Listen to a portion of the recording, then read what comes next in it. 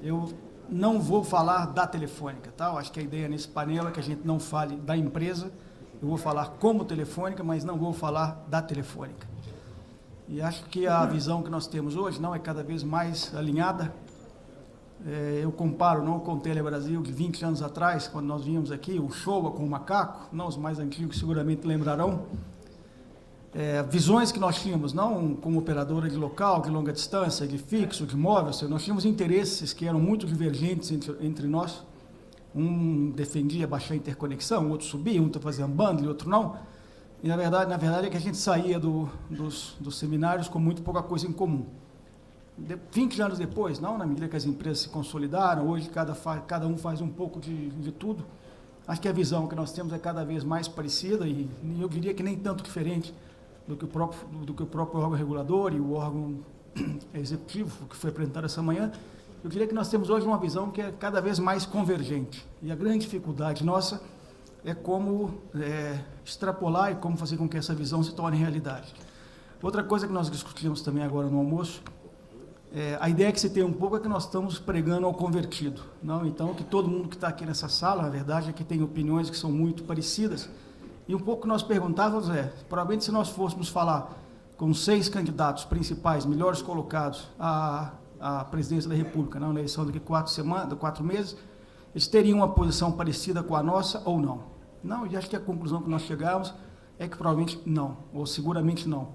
Que provavelmente não conheceriam ou conheceriam muito pouco do setor, não, que infelizmente nós não fomos capazes de colocar o setor na agenda pública, talvez até por termos feito bem feitos, não por não ser um problema, até agora não foi um problema, espero que não seja no futuro.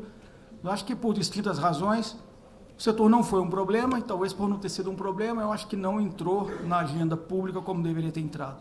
E acho que o desafio que nós temos aqui não é realmente como tornar o setor na agenda pública, como melhorar a percepção nossa como elemento motor da transformação digital. Seguramente nós temos muita coisa para melhorar, nós temos muita coisa de melhorar do ponto de vista de percepção, de comunicação. Ou seja, nós temos pesquisas, não, que a gente faz já há muitos anos, de opinião pública, junto a públicos especializados, e a colocação de reputação no setor das telecomunicações é absolutamente incompatível com o trabalho que nós fizemos nos últimos anos, ou pelo menos o que nós pensamos. Ou seja, de 28 setores pesquisados, 28, o setor de telecomunicações aparece na 28ª posição. Ou seja, normalmente as empresas que prestam serviços recorrentes, que exigem um pagamento mensal, são piores avaliadas do que empresas de produtos, ou que a pessoa vai e compra uma televisão a cada 5 anos, etc. Mas a percepção nossa é que alguma coisa nós estamos fazendo errado, na medida em que, apesar de tudo que fizemos, e que vamos comentar a seguir, a percepção que se tem, tanto no formador de opinião como na administração, é incompatível com o peso do setor. Começo por falar nos investimentos, o Levi comentou alguma coisa sobre isso ontem. Nós investimos nos últimos 20 anos próximo de 1 bilhão. Só a Telefônica investiu quase 300 milhões em investimentos de CAPEX, de compra de empresas. Talvez, com exceção do setor petroquímico, não da Petrobras, pelo peso da Petrobras, eu tenho convicção que nenhum outro setor da economia investiu ao longo dos últimos 20 anos 1 bilhão, ou quase 1 bilhão de dólares no país. Isso concentrado em poucas empresas, é um investimento altíssimo, é um investimento que sabemos não tem um retorno baixo, incompatível com o valor que foi feito, o nível de geração de emprego bastante alto, provavelmente um dos setores de maior arrecadação de tributos para os governos nas distintas esferas, principalmente na esfera estadual. Então, falta de dinheiro não foi. Ou seja, falta de dinheiro não foi, podemos até ser criticados por ter investido mal, mas que investimos muito, não há nenhuma dúvida, e mesmo nos anos de crise, não nos últimos anos, o setor continuou investindo 30 bilhões ao ano. Nós comentamos isso com o ministro do Planejamento, numa delegação que estou do setor com ele há algum tempo atrás, e eu me lembro do comentário dele, é que o investimento total do setor público brasileiro não chega aos 30 bilhões que nós estamos investindo. Há melhoras, há possibilidade de melhora, sim, mas nós fizemos um serviço bastante acessível à população. Hoje, quase toda a população brasileira tem um celular. A queda da quantidade de números de celular nos últimos anos, embora possa parecer paradoxal, quem conhece mais o setor sabe que é muito positiva, Isso é resultado da baixada, da caída da tarifa de interconexão, exatamente as pessoas menos favorecidas antes, que tinham 3 ou 4 telefones, ficavam sempre perguntando, vou ligar para Oi, então eu ligo de um da Oi, vou ligar para o da Vivo, ligo de um da Vivo. Com a baixada da tarifa de interconexão, isso não é essa necessidade, a gente vai aproximando de algo que é muito mais natural, que seria um telefone por pessoa. Então, não me preocupa em nada a queda de 40 milhões na quantidade de telefone público, é um serviço de celular que está praticamente universalizado. Domicílios com banda larga também, 42% da população, quase mais de 90% da população tem acesso à telefonia fixa. Então, ou seja, é um serviço que, sim, tem pequenas populações, tem estradas, tem zonas rurais, mas quando a gente compara com a realidade do país, só menos de um em cada 4 brasileiros tem acesso a um plano de saúde pago. Quase a metade da população brasileira não tem acesso ao serviço de esgoto. Mais da metade da população brasileira não concluiu o ensino fundamental. Só 1 entre 4 brasileiros utiliza o cartão de crédito. Então, acho que como setor nós temos que estar orgulhosos de pensar que praticamente 100 em 100 brasileiros hoje têm um celular, que quase a metade das casas brasileiras tem acesso a algum tipo de internet de banda larga. É melhorável? Sim, é melhorável, mas acho que junto com aquele conjunto de investimentos que foi feito, que foi visto no slide anterior, nós temos que estar orgulhosos pelo que foi feito nos últimos anos, aproveitando que a gente está fazendo aqui hoje um balanço também de 20 anos da privatização.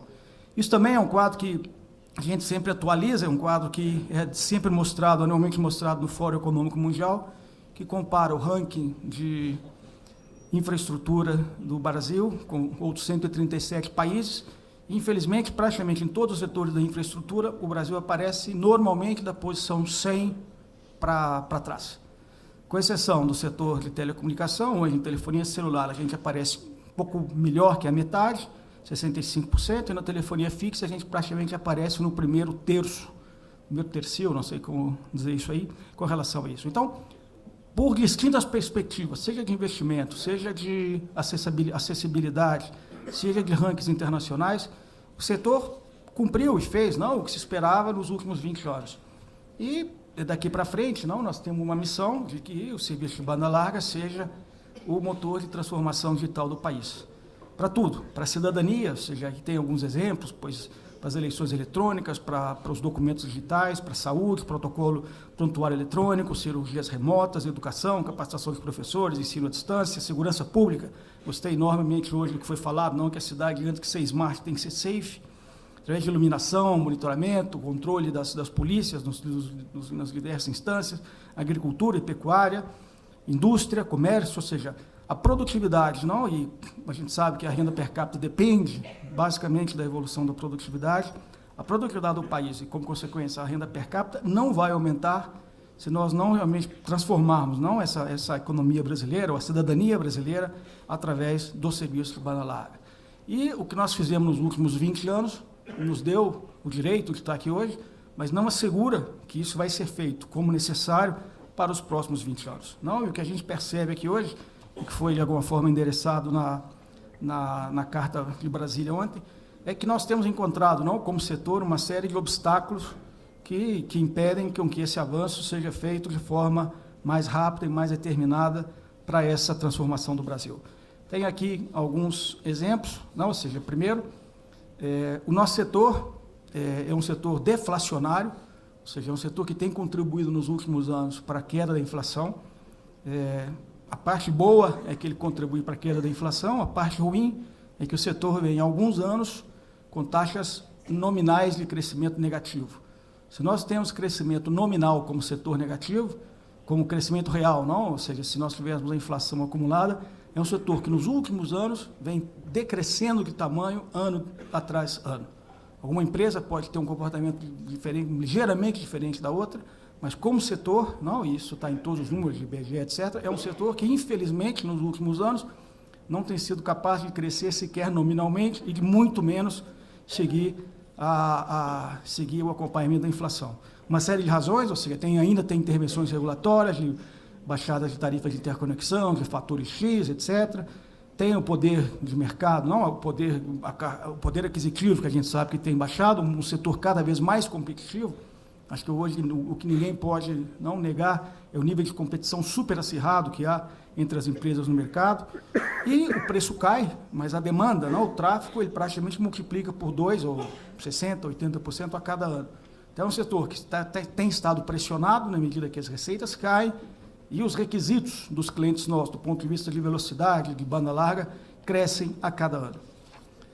Infelizmente, não, acho que muitas das obrigações regulatórias que nós temos, não comparadas com outros mercados, nosso entendimento é que elas hoje não têm muito sentido mais, seja porque são obrigações que não dizem mais com o interesse da sociedade, como, por exemplo, a densidade de telefones públicos, não, e se esse quadro estiver certo, espero que você esteja, eu, na verdade, fiquei surpreendido de saber que a Venezuela tem mais telefone público do que o Brasil. Eu sempre achava que nós éramos o primeiro, agora descobri que talvez a Venezuela tenha mais que a gente.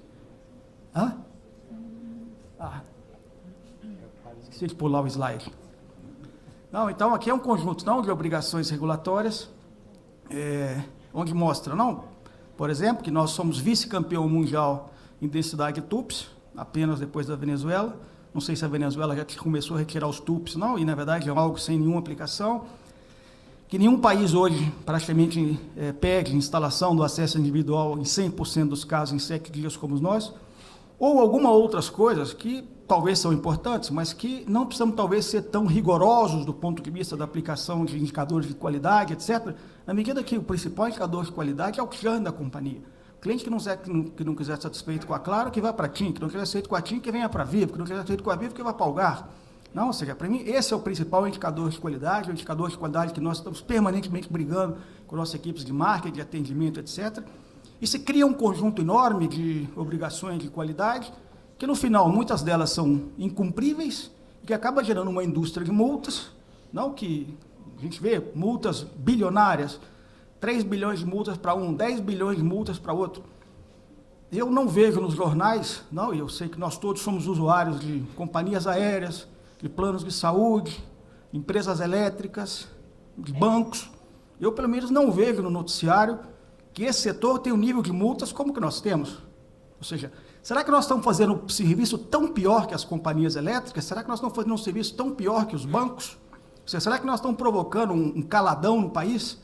Não, que leva ao nível de multas e de sanções que a gente tem no setor como nós, e que a gente acaba num alto exercício de autoflagelamento, ou seja, é mais indicador, é mais multa, é mais fiscalização, e quando a gente, infelizmente, tenta transformar essas multas em acordos de TAC, não, ou seja, nós tivemos um caso recente, não, ou seja, que tentamos por alguma via, e mesmo no momento que nós tentamos que essa via talvez não fosse a mais adequada em função da evolução da situação, ou seja, a última proposta nossa, não quero mais entrar nesse assunto, mas só para encerrar o assunto, foi, não, vamos utilizar multas dos TACs para resolver um dos problemas que foi mencionado aqui, que são os 2.000 distritos do país que não têm internet celular, e não fomos capazes de avançar nessa direção. Ou seja, aqui não há culpa de um, não há culpa de outro, mas nós temos que fazer um balanço como um setor, como um todo, que mesmo quando houve algum recurso para isso, nós não tivemos a maturidade institucional como setor, e nós em primeiro lugar, para avançarmos numa solução como essa. Ficaram aí os 2.000 distritos, que todos os políticos reclamam que não tem internet, e um conjunto de multas que nós vamos brigar na justiça por muitos anos. Ou seja, isso para mim representa, como setor e como crítica a mim, e número 1, falta de maturidade institucional. Um setor que tem uma regulação, não, que em linha que eu estou falando, que eu acho que está muito boa no sentido de estímulo à competição, mas que muitas vezes demanda investimentos que não vão ter retorno, ou quase que inibe o investimento. Não, eu prefiro que o outro faça, eu vou fazer uso do investimento que o outro fez, é mais cômodo do que eu me arriscar a fazer um investimento, se o outro pode fazer e eu posso utilizar. Ou regulamentos de direito aos consumidores que não estão adequados ao consumidor digital. Ou seja, aqui os índices de indicadores ainda são por chamadas ao call center, são por cartas em papel, são por número de lojas, atendimento em lojas, quando a gente sabe que hoje, provavelmente já 50% ou 60% da população, que são digitais, estariam dispostos a aderir a um plano pré-pago mais barato, se esse plano pré-pago não tivesse nenhum direito de chamada a um call center. A gente sabe que cada chamada a um call center custa R$5, o gasto médio, o serviço médio de um pré-pago são R$7, R$8 a semana, uma chamada que se faça ao mês, a rentabilidade do cliente foi toda embora. Então, ou seja, não será no sentido do cliente considerar que hoje os regulamentos de atendimento ao cliente têm que ser mais digitais, A mesma coisa da qualidade do serviço. Não, nós estamos discutindo agora o novo modelo de regulamentação, que as multas podem multiplicar por 6. Ou seja, será que nós estamos caminhando no sentido, não, que todos nós estamos pregando uma regulamentação mais simples, mais segura, não, que permite realmente a gente fazer aquilo que a sociedade requer? Acho que é chover no molhado, não falar da carga tributária, e quase a metade do valor da receita nossa é feita gasta em cargas tributárias. Não, ou seja, aqui basicamente o que nós estamos pedindo é para não aumentar, não, ou seja, porque há pressões agora de PIS, COFINS, vamos ver o que aconteceu ontem com os combustíveis. Neste momento, acho que o pedido principal nosso não é nem para reduzir, é para não aumentar. Não? E ainda uma quantidade de recursos, não, como diz o senador Valdo Pinheiro, dinheiro velho, não, que está paralisado em coisas que não tem nenhum sentido. Ou seja, o PL 79, não, ou seja, a conversão da concessão e autorização, obrigações de universalização do STFC, não, ou seja, aqui não é chover no molhado também, dos quase, acho que 800 mil telefones públicos que nós temos no Brasil, praticamente sem nenhum uso. A questão dos conceitos dos bens reversíveis, ou seja, aqui a gente tem algumas fotos de ativos que são considerados bens reversíveis, são terrenos vazios. O meu conceito da reversibilidade não, acho que está na lei, é aquele ativo que é necessário para a prestação do serviço. Se eu vejo um terreno vazio, um terreno baldio, qual é o conceito de reversibilidade que se aplica a esse terreno? Porque eu já comprei, do ponto de vista patrimonial nós já compramos. O que se discute aqui é do ponto de vista funcional, se esse terreno tem algum valor na prestação do serviço. São coisas que nós estamos tentando vender, e não conseguimos, porque não conseguimos as aprovações. Ou nós vamos ter que ter soluções para isso via PL, ou nós vamos ter que buscar alguma outra saída, porque o que a gente não pode é conviver com essa situação até 2025. Não?